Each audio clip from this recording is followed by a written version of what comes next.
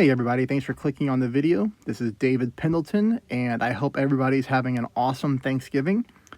This is the back nine to the fall major opening round, so keep in mind the wind is different. I have the front nine loaded up where I shot a -19, and now I have the back nine and we did a -14. So obviously a significant fall off from the front nine, but of course that's very hard to duplicate. And I missed an easy shot on hole number 10 just because I hit a great shot to the right. So in this video, what I'm going to do is I'm going to show everybody the wind angles and talk through some makes and talk through some misses so that you are set up for success. Please subscribe if you haven't already done so. Please give me a thumbs up. And if you're in the giving mood today and you like my content and you're thankful for the work and time that I put in, you can donate to my channel if you have the means to do so. You can find a link to my PayPal in the comment section of every video. But let's hop into the replay of hole number 10. So we are getting much better wind on the back nine with the tailwind. Remember, you can take this shot with an extra mile or you can take this shot with a big topper. Whatever you are most comfortable with, okay? But it's full top spin, 1 bar of left side spin. You're going to pull this at 10% elevation at maximum distance of your driver.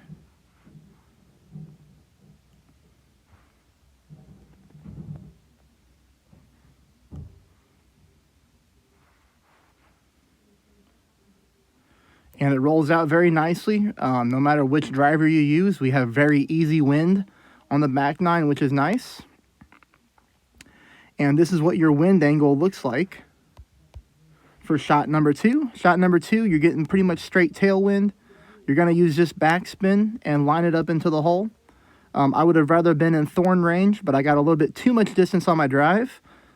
But regardless, I just want you to see the wind. And we're attacking this hole the same way we have on each round. But again, I just hit a great shot, so I missed. No reason to see that. Okay. Speaking of great shots, that's going to bring us into hole number 2. Which I think I put all on one replay. Yep. So hole number 2, much more challenging wind, okay? Anytime we are going to get a headwind on this hole, it does make it very difficult. The first thing that I will tell you is I'm playing this with a backbone at maximum distance of my club, even though I'm not at max distance, and I'm playing at 20% elevation. This spin right here is perfect. I do want you to use 1.5 back with 1 bar of right. And I want you to take a look at where I'm setting up. Now, on the front nine, because of the wind angle, we were playing our second bounce just above the fringe. We are about 2 rows of green squares higher this time. So notice my second bounce is much higher up on the green.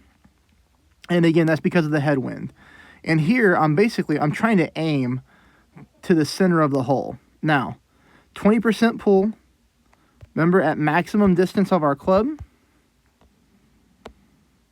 And sometimes you just need a little luck in the tournament. I hit a great right shot, and the ball went right into the cup, okay, dead center. So, what does that tell us? That just tells us that basically use my same spin, use my same landing position, but you need to move that landing position to the left. Because if you hit a perfect shot, if I would have hit a perfect shot, then we miss this ball, right? It doesn't go into the cup. So we need to offset for that great right shot. So that's what you're looking at there. Probably not going to be an easy hole-in-one. I got lucky, but a very easy birdie. All right. That brings us into hole number 3. Hole number 3, I'll show you 2 different ways to play it. With the wind that we're getting, I can use a kingmaker because I have an extra mile 8. Remember, if you have a lower level extra mile, you're probably going to have to use a berserker, okay?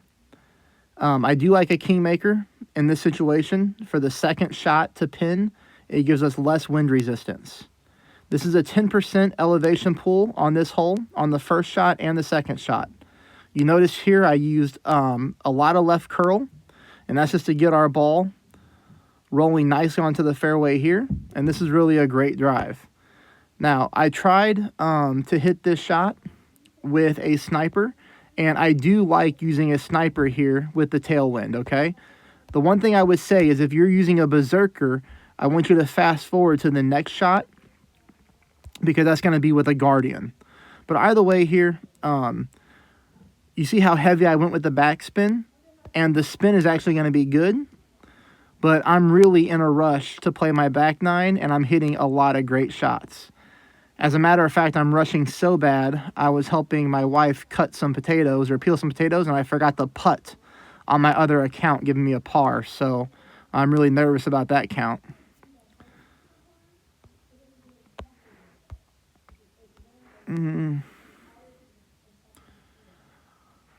All right, so it doesn't look like I have the Guardian shot saved, I guess. But regardless, you can go with a max backspin Guardian shot. If you look at my first video that I posted today, there is an albatross of that up. This is going to bring us into hole number 4. We're going to be playing this with a Navigator at 10% elevation and mid distance of our club. I want you to notice here that I went with 2 bars of topspin and 1 bar of left side spin. Now, this ball is missing differently than it has this entire tournament so far, to whereas I hit a perfect ball, and this time we missed to the left-hand side of the pin. All right? The speed is really good. So here's my second attempt at it. This is a harder wind angle for this hole. But as you can see here, 2 bars of top, 1 bar of left side spin. This is more like 2.1 bar, 2.1 top. But the same thing with the pull, 10% at mid, a perfect ball.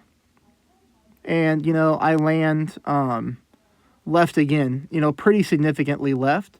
So you guys need to take that you need to take that left spin off and just try to use top spin and see if you can get yourself into the hole. Now, if you do top spin only, I'm not sure that you're going to find a good ball guideline into the hole. So you may have to still use left spin. If that's the case, then we need to do a significant offset to the right-hand side of the cup. I would aim at about half of a square to 1 full square to the right of the cup. Use the same elevation and see what happens. This brings us into hole number 5. Hole number 5, this is very easy wind. Keep in mind, with my extra mile 8, I can just go right over with a katana and use no top spin, 10% elevation pull. The reason we're not using top spin is because we don't want to roll too far into the bunker, or we don't want to roll too far, risking rolling into the bunker, I should say. So you can see here we roll. It's a smooth roll. This is a very nice shot.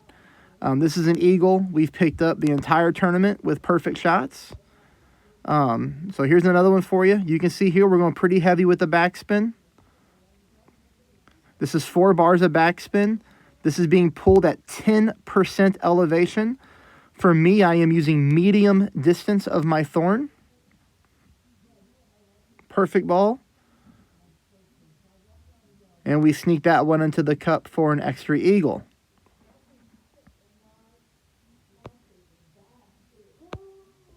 This rolls us to hole number 6. Hole number 6, this is very easy wind.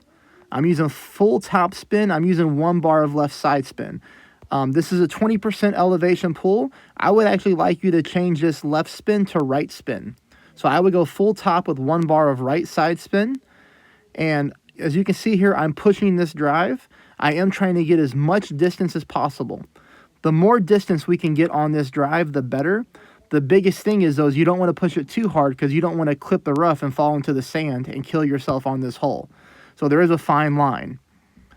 Here we go again. We're trying for the rough bump. I'm using top spin combined with full side spin to the right. And I just wiggle my target around until I can find a good developed guide here. There was too much top spin, so I changed this top spin. And you'll watch me wiggle my target. Oops. You'll watch me wiggle my target again. This is a lot better, okay? As you can see, the ball guideline is stopping right at the hole. This is a 0% elevation pull. Perfect ball. We clip the rough, and we roll down. And I thought the camera angle was nice, but we fall just short. The only thing I would do is I would play the exact same spin. I would add yourself a click of overpower to this shot. A click of overpower is going to get you a lot closer to the albatross. Now, this is going to bring us on to hole number 7, okay? Hole number 7 on the front 9, we had a better wind. and we took a big topper and we just smashed the ball from fairway to fairway, which left us with a chip-in wedge for an eagle. This is much more difficult of a wind. We're going to play shot 1 at 10%, shot 2 at 10%, okay? I'm going to drive with my sniper. Obviously, that's a little weird, but that's what we're doing. Again, 10% elevation pull. Using just a tad of curl here to the right-hand side. You know, really what you want to do is you want to sneak the ball over here to the right-hand side corner of the fairway, which is going to leave us here for a straight shot for an eagle. This is a difficult eagle to make. 10% with this as well. You're probably better off to use a backbone so you have a better ball guideline. Here I'm using 1 bar of backspin to try to find a good setup spot. And then I change it to a bar of left side spin. As you can see here, I'm aiming a little bit short of the hole, but I am trying to use side spin to get myself directly pointed at the center of the cup. 10% pull. I played it at mid distance of my Goliath. And we just barely missed there. Would like to add a little bit more backspin, so maybe a quarter of a ball more backspin. And just offset, or not really offset, just move my target more over to the left, okay? That brings us in here to hole number 8. Now, this is another par 3. This is a more difficult wind when you have tailwind on this hole. But what I want you to notice here is the spin and the backbone, all right? We're playing this one at maximum distance of our backbone with no elevation. Very important, 0%. 3 bars of back, 1 right bar. Notice here, I'm aiming this thing directly at the center of the pin. Notice where my ball guideline is. That very last speck of ball guideline is on that dark green square, kind of on the right-hand side. Ball guideline pointed right at the pin. There's a really good look at it. I tried to zoom in for everybody. I try to do this on every shot just in case I get the hole in one so you can see exactly where I'm setting up. Remember, 0% pull at max distance of the backbone.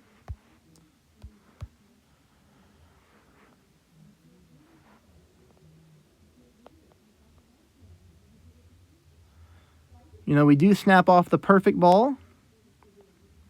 And we get that thing to fall nicely right into the cup for a hole in one. That brings us to hole number 9 on the back 9. And this is very difficult wind, okay? You're going to get back-to-back headwind on this hole, so be prepared for it. For everybody with lesser clubs, you might want to bring a berserker to the shot. For me, you know, I have a quarterback 10 and a high-level big dog. But it took everything I had, big dog-wise, in order to get this shot to the green. I'm pulling this one at 0% elevation. Okay, 0%. I'm using left curl. And I'm just trying to get this ball as high up on the fairway as possible without pushing it too hard, because obviously we don't want to roll into the rough and kill our hole. That brings us here for shot number 2. Shot number 2, I'm going full top, full right. I'm aiming between the trees.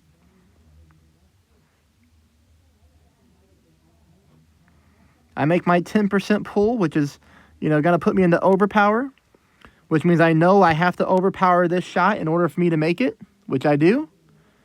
Half of a ball of curl to the right. And there it is. All right, everybody, best of luck. Happy Thanksgiving again. Please subscribe and please hit the thumbs up. I hope you all have a great day.